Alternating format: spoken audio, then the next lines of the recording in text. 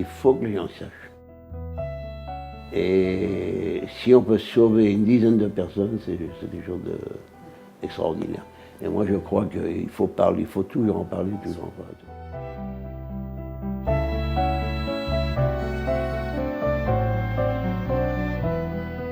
Je m'appelle Moshe Minkowski, entre parenthèses Maurice.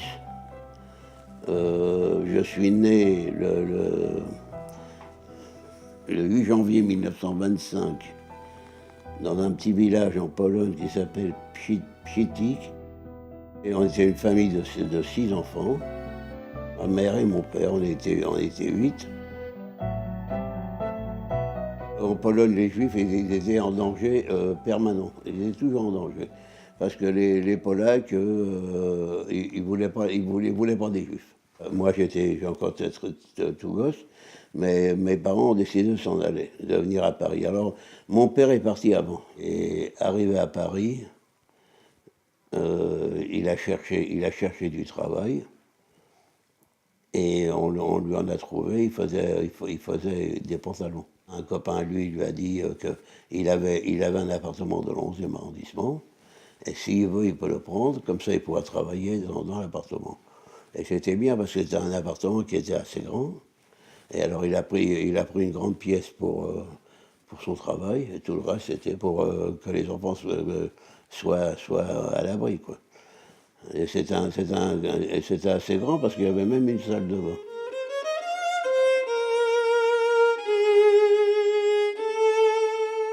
À l'école maternelle à 3 ans, on me traitait de sale juif. Oui, papa court. Et moi, je ne savais pas ce que ça voulait dire, être juif. Et puis il disait, sale juif, va dans ton pays. Alors je voulais savoir, je disais, où est mon pays? Alors il dit, ton pays, c'est en Palestine. À l'époque, déjà, il disait que les juifs, ils étaient en Palestine. Quand il y en a un qui nous traitait de sale juif, on l'attendait à la sortie, et à la sortie, on le dérouillait. Et c'est comme ça qu'on a commencé. Après, on a grandi. Après, on était au parti communiste.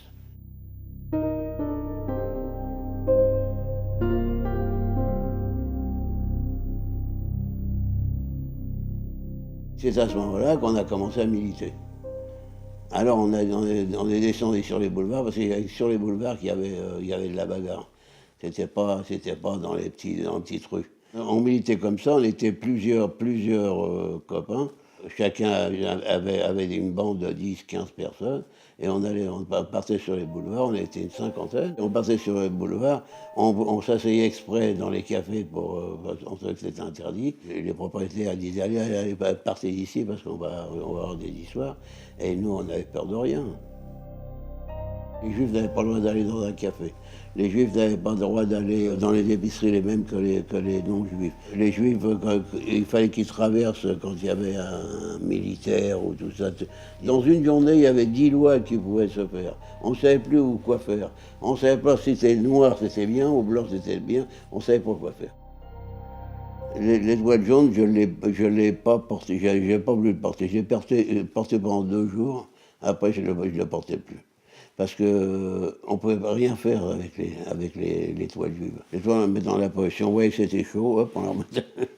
Mais on n'avait jamais peur de. Non, non.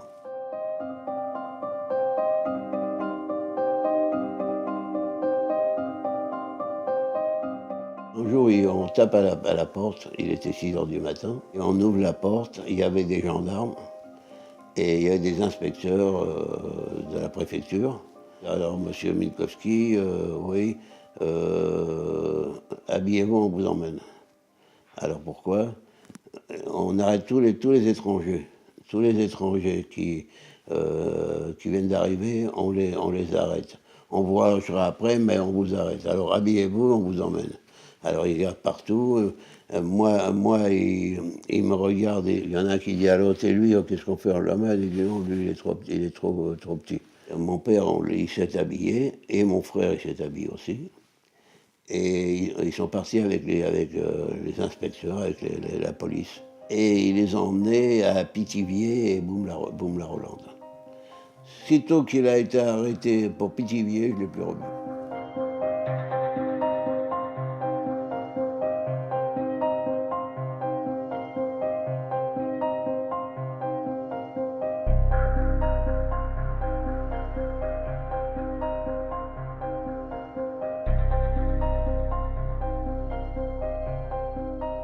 quand on a vu qu'en zone occupée, on ne pouvait plus rien faire, parce qu'ils arrêtaient, à chaque fois, ils arrêtaient les Juifs. Ma mère, elle m'a dit à moi, toi, tu t'en vas, tu t'en vas. Il y a ma soeur était mariée, mon beau-frère est venu avec moi, et on est parti du côté de Tours, et on a traversé la ligne de démarcation.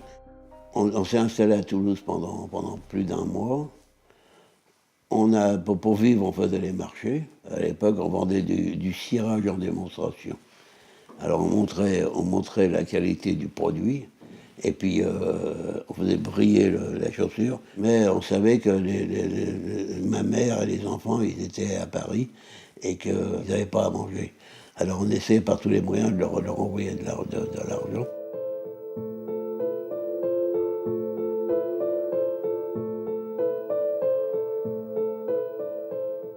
Quand il y a eu la rade du Veldiv, il faisait très chaud ce jour-là, c'était au mois de juillet. Il faisait très chaud, alors elle avait ouvert les fenêtres, et puis elle a regardé par la fenêtre, elle a vu des policiers avec des femmes et des enfants. Ils marchaient, ils étaient encadrés par les gardes mobiles. Et il y a une femme qui a dit, les enfants aussi, alors elle a dit, allez, tout le monde, tous les juifs. Il leur a dit, allez, dépêchez-vous parce qu'il y a les camions qui vous attendent.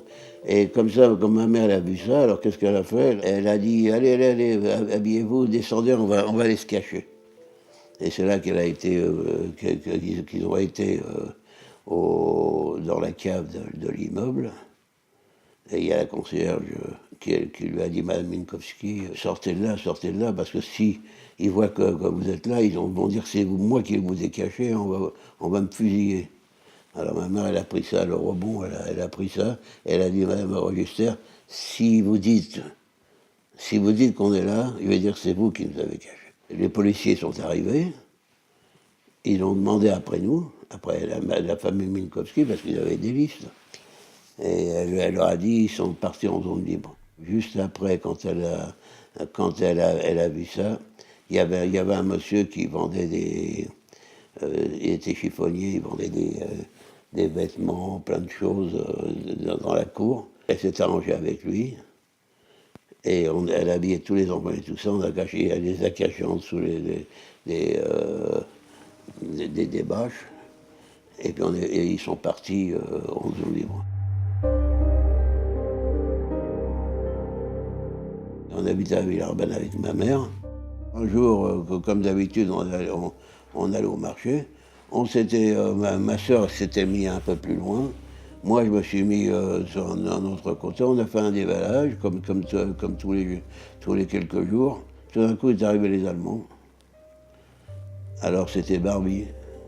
Barbie qui est arrivé avec deux autres, ils étaient trois. Alors, police, montrez-moi le papier, allez vite, Schnell, il commençait à hurler, tout ça.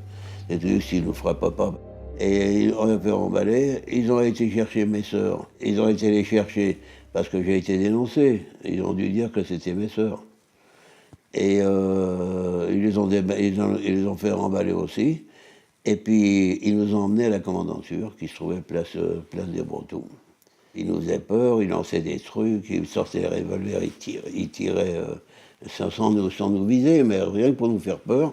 Elle a avoué qu'est-ce que vous avez. Puis comme moi j'avais les clés de chez ma mère, ils m'ont demandé qu'est-ce que c'était ces clés. J'ai dit c'est des souvenirs.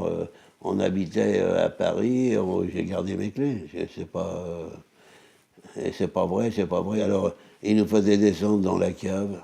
On restait 4-5 heures, ils nous faisaient remonter. Et ils recommençaient toujours ça, ils nous frappaient, tout ça. Et puis, ils nous lâchaient pas, quoi. On est resté 4 jours. 4 jours et 5 nuits, je crois. Et c'est la nuit qui nous réveillait exprès pour qu'on avoue qu'on avait du monde, qu'on avait qui caché les armes, il y avait tellement de choses qui nous reprochaient. Après, ils m'ont emmené au Fort Montluc. On est resté, je sais pas, on est resté peut-être 2 mois et demi. Et après, ils voulaient nous faire partir pour aller à Drancy.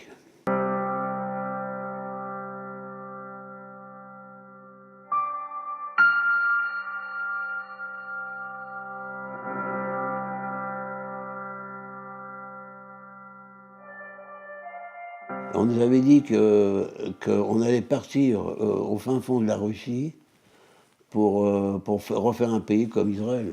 Alors on nous disait toujours, et où est-ce qu'on va? On ne savait pas où on est. Alors ils avaient trouvé un mot, ils disaient Pichipoy. Et où c'est Pichipoy? C'est en Russie, là-bas, au fin fond de la Russie. On ne croyait pas, parce que c'était pas plausible. Quand on nous aurait dit, par exemple, on va vous envoyer en Israël, on aurait compris, mais pas là. Un jour, on nous dit qu'on on part en transport. Préparez-vous, parce on va venir vous chercher, on va vous emmener. On ne nous a pas dit qu'on allait en Allemagne. Hein.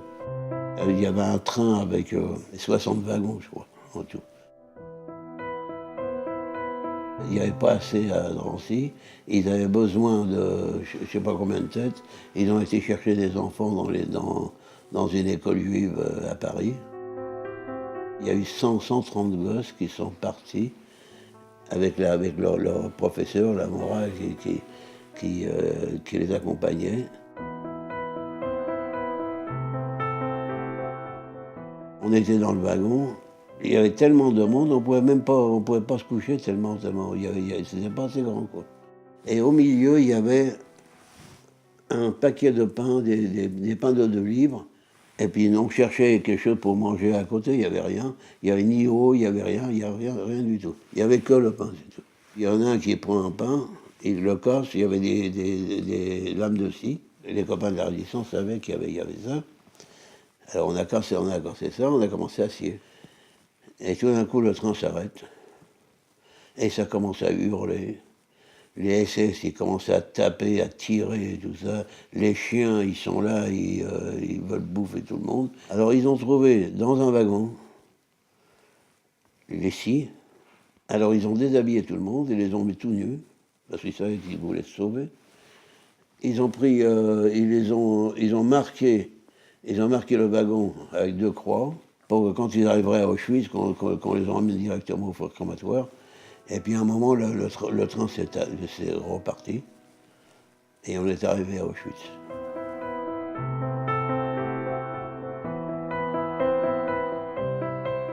Alors Auschwitz, qu'est-ce que c'est?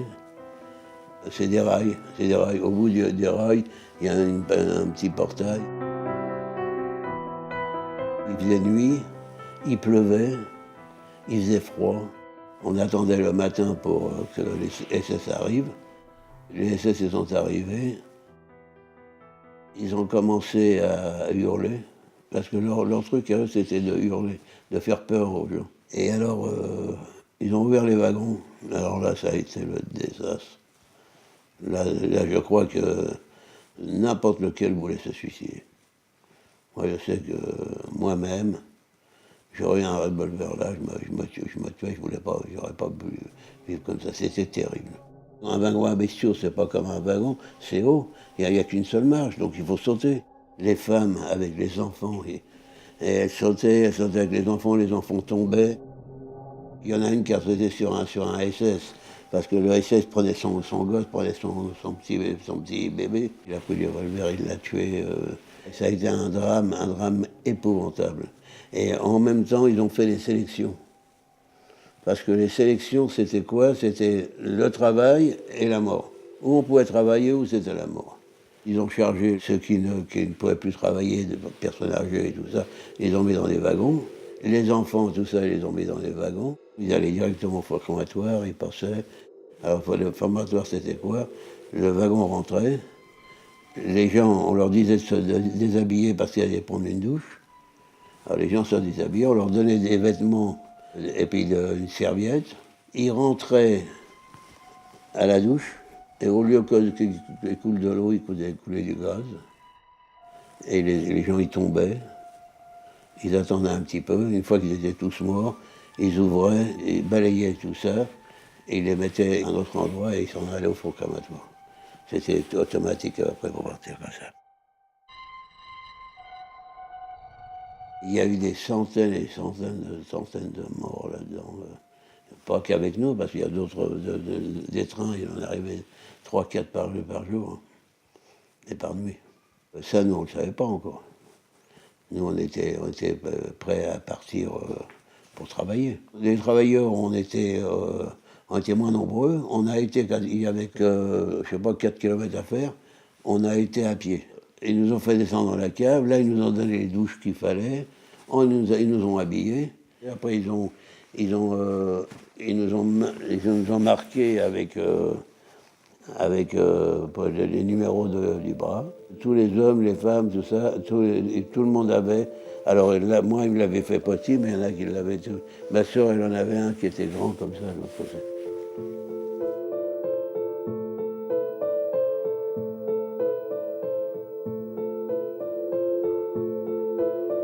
Juste en face d'où on était, il y avait l'atelier de la confection qui était en face. Et comme mon père c'était un confectionneur, j'ai demandé est-ce que tu connais. Alors je ne sais pas s'il m'a fait dit ça pour me faire plaisir ou quoi, mais il m'a dit oui, je l'ai connu. Alors je lui ai dit où il est maintenant. Alors il m'attrape et il me dit écoute voir. Ici, tu penses à toi, tu ne penses pas à personne d'autre. Ce que les autres y sont, qu'est-ce qu'ils font ou quoi, c'est fini pour toi. Mais toi, tu es devenu orphelin et tu penses qu'à toi. Ça m'avait terriblement troublé, ça, qu'il m'ait dit ça. Et c'était tellement vrai ce qu'il a dit. Surtout qu'on arrivait là-bas, on n'avait plus personne. Pourquoi que moi j'étais un peu religieux là-bas? Parce que ça me rapprochait de ma famille. Là, je crois que ça m'a aidé à survivre. Quand est arrivé Kippour on ne mange pas. Eh bien, je n'ai pas mangé. De toute façon, je suis resté des semaines sans manger. Mais tout ce qu'on me donnait, on me donnait un morceau de pain à midi, avec un morceau de saucisson, je le mettais de côté. Le matin, la flotte, je la jetais, et le soir, ils m'ont donné un bol de soupe. Et j'ai gardé tout ça, et j'ai fait la fête avec ça. Et pourquoi je le faisais? Ça me rapprochait de ma famille. Je savais que ce jour-là, à ce moment-là, ils étaient à la synagogue et qu'ils pensaient à nous. Et c'est pour ça que je l'ai fait. Quand on allait travailler, à la sortie du camp d'Auschwitz, il y avait les SS qui étaient là, il y avait la musique.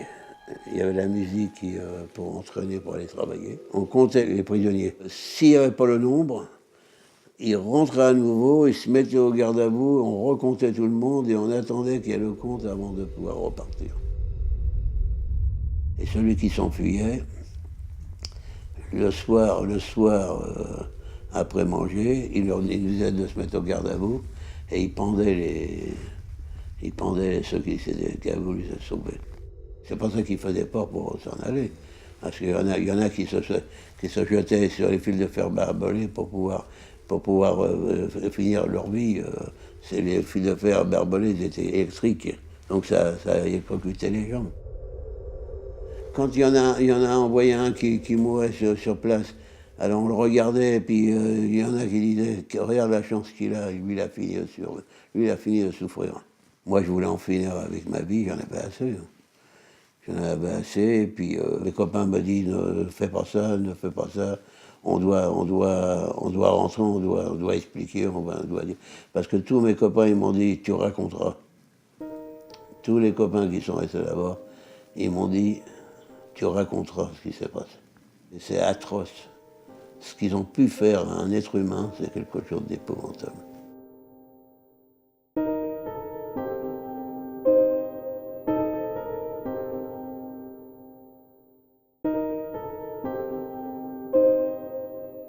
J'ai fait quatre camps de concentration, et tous ces camps, j'ai revu toujours les mêmes choses.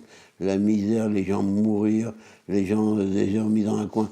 On partait travailler, par exemple, je partais travailler, on nous mettait dans les wagons à bestiaux, on partait travailler. Il y a un moment, il fallait qu'on dégage les morts pour pouvoir s'asseoir mieux. Alors, au lieu de partir travailler à être bien, les gens ils mouraient, on posait dans un coin, et puis pour avoir de la place, on n'avait pas de place. Les wagons ils étaient bourrés de monde. On nous donnait à manger, on mangeait sur les cadavres. Et on n'avait plus aucune notion de l'humanité. Il n'y a plus d'humanité.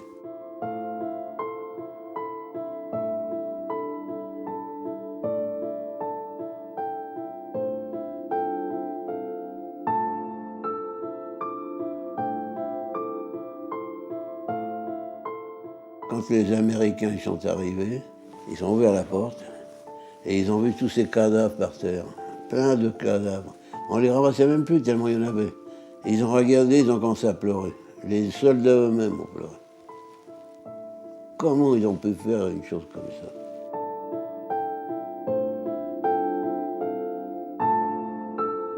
Ils voulaient faire plaisir aux déportés. Ils ont ouvert les cuisines. Et il y avait à manger et tout. Les gens, ils ont mangé. Il y avait plusieurs centaines de morts à cause de ça. Ils ont trop mangé, ils ont éclaté l'estomac et tout. Il y en a qui couraient après les SS, ils les pendaient. J'étais à la fin de ma vie et j'étais au lit. J'étais à l'infirmerie et quand on se disait qu'on était à l'infirmerie, c'était qu'on allait mourir. Alors on est venu me demander mon nom et tout, parce ils allaient dire à ma mère que j'étais en vie. Parce ils ont pris le nom de tout le monde pour pouvoir diffuser en France. Mais sans ça, j'avais pas de joie, quoi. Si au moins j'avais la joie, que j'avais un espoir de vivre. Mais même à ce moment-là, je crois que j'avais même plus envie de vivre. C'est ça qui est terrible. Et pourtant, je ne suis pas un homme triste, je suis un homme joyeux, je rigole toujours. Mais là-bas, je ne pouvais plus, je pouvais plus. C'était c'était trop difficile.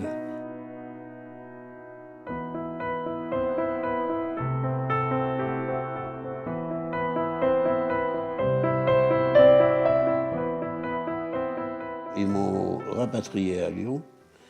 Et juste ce jour-là, il y avait 4-5 trains par jour qui venaient dans ces gares. Et juste celui-là, personne ne l'attendait. alors, je suis arrivé, il était minuit. Il n'y avait personne sur le quai qui attendait.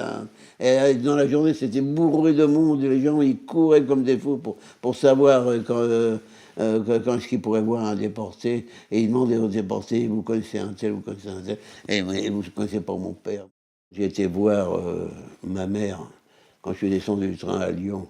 Ouais, quand elle a ouvert la porte, elle n'a pas été tellement étonnée parce qu'elle attendait tous les jours. Et juste ce jour-là, il n'y avait pas de train. Et elle a pas été... mais elle m'a pris, elle m'a déshabillé, elle m'a mis au lit, elle m'a donné à manger. Et tous les jours, toutes les heures, elle me donnait à manger. Je pesais 29 kilos quand j'ai été libéré. Elle m'a donné à manger toutes les heures. J'ai grossi en vitesse. Hein.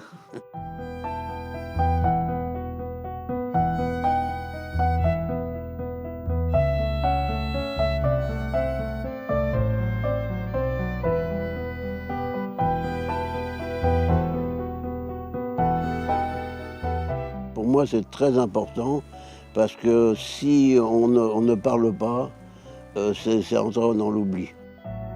Les gens doivent savoir ce qui s'est passé. Il faut que le monde sache ce qu'ils ont fait à l'humanité. Mon but à moi jusqu'à ma mort, c'est ça. C'est de transmettre ce que j'ai ressenti pendant cette guerre, qui m'a pas détruit, mais enfin, tout en riant toujours. C'est peut-être pour effacer le mal que j'ai, mais je sais que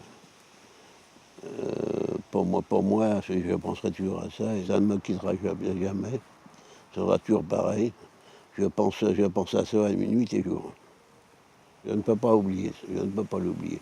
J'ai beau rigoler, j'ai beau essayer de je sais pas moi, de faire des choses, mais ça me revient toujours.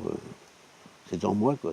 Je trouve qu'il n'y a pas de mots pour qualifier ce qui s'est passé à ce moment-là. Il faut penser à ça, il faut pour le futur qu'un assassin comme ça peut revenir au pouvoir et tuer tout le monde comme il l'a fait à l'époque. Je dis qu'il faut toujours penser à ça.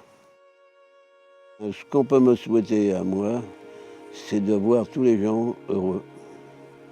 de voir tous ces gens qui n'ont pas de travail et toute cette misère qu'il y a alors qu'il y a du bonheur pour tout le monde ici sur la terre.